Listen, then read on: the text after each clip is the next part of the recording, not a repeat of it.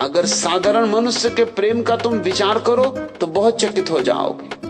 उसके प्रेम में इतनी कीचड़ मिली है, उसके सोने में इतना कचरा मिला है कि सोना तो 1% होगा, 99% कचरा है। प्रेम के नाम पर घृणा तक भीतर छिपी। तुमने ये बात गौर की? प्रेम को घृणा बनने में देर नहीं लगती। मित्र को दुश्मन बनने में देर कितनी लगती? जिस स्त्री के लिए तुम जान देने को तैयार थे, उसी की जान लेने को भी तैयार हो जाते हो, इसमें देर कितनी लगती? प्रेम इतनी जल्दी घृणा बन जाता है? प्रेम घृणा बन सकता है? और अगर प्रेम घृणा बन सकता है तो कैसा प्रेम?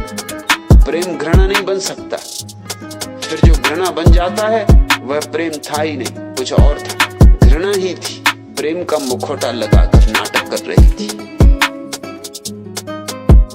प्रेम के नाम पर तुम शोषण कर रहे हो, प्रेम के नाम पर तुम एक दूसरे का उपयोग कर रहे हो, प्रेम के नाम पर तुम एक दूसरे की मालकियत कर रहे हो, प्रेम के नाम पर राजनीति है, कूटनीति है। प्रेम बड़ा लुभावना शब्द है, बड़ा प्यारा शब्द है, खूब उलझा लेता है। जिससे भी तुम कह देते हो मुझे आपसे बहुत प्रेम है,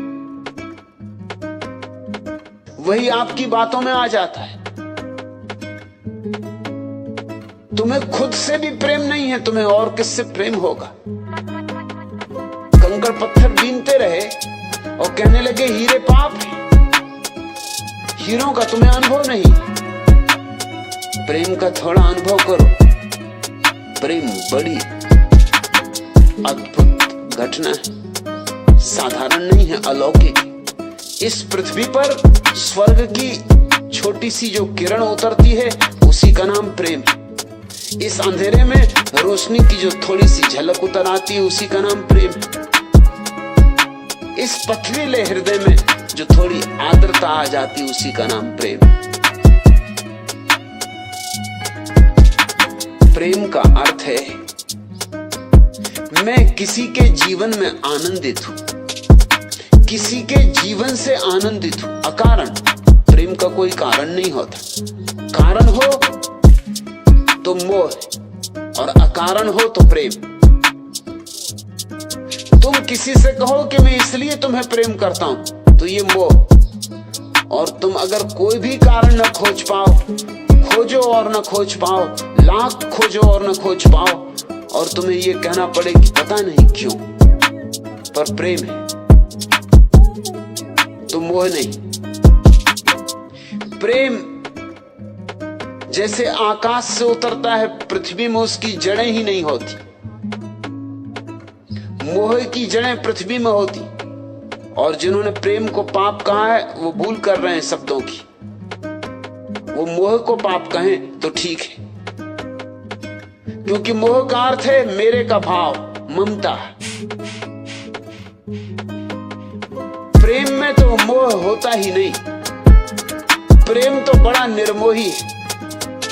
तुम चौंकोगे मेरी बात सुन के, लेकिन मैं तुमसे फिर दोहराता हूं, प्रेम अत्यंत निर्मोही है।